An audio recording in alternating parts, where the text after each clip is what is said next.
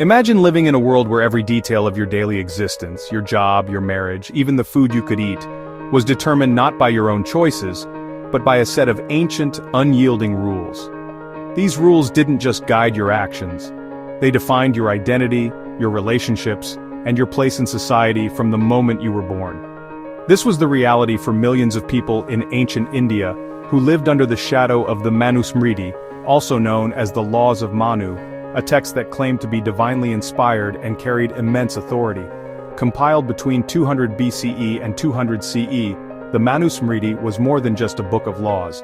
It was a blueprint for society, believed to be handed down from the gods, and it shaped the lives, beliefs, and destinies of countless generations. The Laws of Manu established a strict and rigid social hierarchy, assigning every individual a fixed role based on birth. It dictated not only what people could do, but also who they could associate with, and even how they should behave in public and private life. But this carefully constructed order came at a heavy cost. The system was built on deep inequality, where a person's birth determined their destiny, and justice was often reserved for the privileged few, leaving many powerless and voiceless. As we journey deeper into the Laws of Manu, we'll uncover how these ancient rules not only created lasting divisions, but also justified harsh treatment and exclusion for those at the bottom of the social ladder, consequences that echo through history even today. The Laws of Manu, one of the foundational texts of ancient India, divided society into four varnas: Brahmins, Kshatriyas, Vaishyas, and Shudras. This system was not just a way to organize people, but a deeply rooted framework that influenced every aspect of life, from birth to death. Brahmins, the priests and scholars, held the highest status and spiritual authority. They were considered the custodians of sacred knowledge, responsible for performing rituals, teaching the Vedas, and guiding society in matters of faith and morality. Their word was law in spiritual matters, and they were revered by all other varnas. Kshatriyas were the warriors and rulers, entrusted with the protection and governance of the land. They maintained order, enforced laws, and defended the kingdom from external threats. Despite their power, they still looked up to Brahmins for spiritual guidance and legitimacy. Vaishyas, the merchants, traders, and farmers, powered the economy. They were responsible for commerce, agriculture, and the overall prosperity of society. Although they played a vital role, they ranked below the top two varnas in the social hierarchy. At the bottom were the Shudras, laborers and servants who performed the most menial tasks. They were denied education and religious rights, and their lives were marked by hard work and lifelong servitude, with little hope for change or advancement. Each group had strict duties known as dharma, and crossing boundaries between varnas was strictly forbidden. Social mobility was nearly impossible, and one's birth determined their destiny. The system wasn't just social, it was spiritual, believed to be divinely ordained and sanctioned by the gods. Following one's varna was seen as a sacred duty, essential for maintaining cosmic order.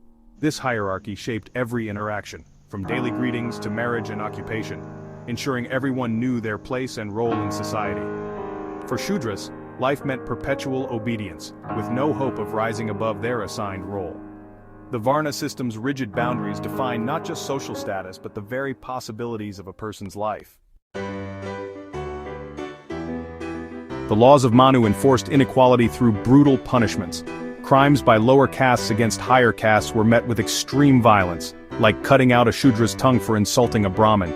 Even sitting beside a Brahmin could mean branding or mutilation. Offering advice to a Brahmin, the penalty was torture.